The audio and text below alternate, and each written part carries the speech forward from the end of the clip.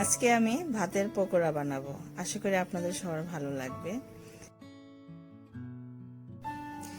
এখানে আমি রান্না করা ভাতের নিচে যে শক্ত ভাত লেগে থাকে সেই ভাতটাকে আমি রাতে ভিজিয়ে রেখে সফট করে তারপর আমি ব্লেন্ড করেছি। এখানে 2.5 কাপ ভাত আছে। এখানে 1 কাপ চালের গুঁড়া, 1 কাপ পেঁয়াজ পলা, আর 1 টেবিল চামচ কাঁচামরিচ, আর লবণ 1 টেবিল চামচ, আর সব 1 চা চামচ। এখানে দারচিনি এলাচি পাউডার 1 চামচ, আদা পেস্ট, রসুন পেস্ট, মরিচের পাউডার, লবণ, হলুদ, জিরা, ধনিয়া পাউডার।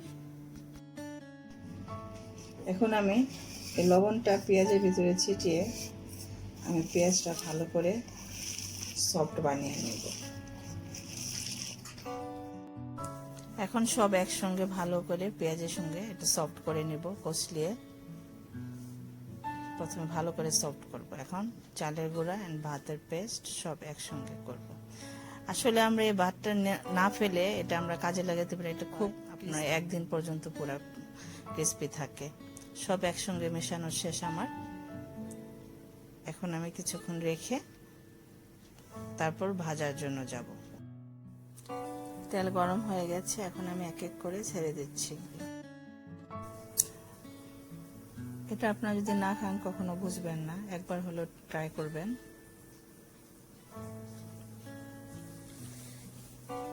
আমার মেয়েদের খুব পছন্দের খাবার, ওরা খুব পছন্দ করে। আশা করি আপনাদেরও ভালো লাগবে, আপনারা ট্রাই করবেন।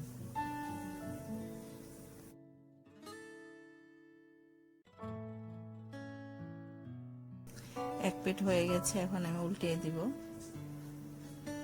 বারবার উল্টানোর দরকার নেই, দুইবারে এটা হয়ে যায়।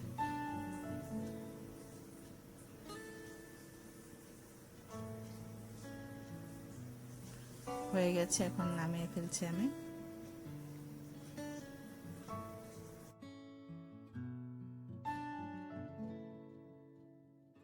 এই দেখেন কত ক্রিস্পি এবং টেস্টি দুইটাই। এতে হয়ে গেল আমার ভাতের পকোড়া। আশা করি আপনাদের ভালো লেগেছে। ভালো লেগে থাকলে লাইক, শেয়ার এন্ড সাবস্ক্রাইব করবেন। Thank you.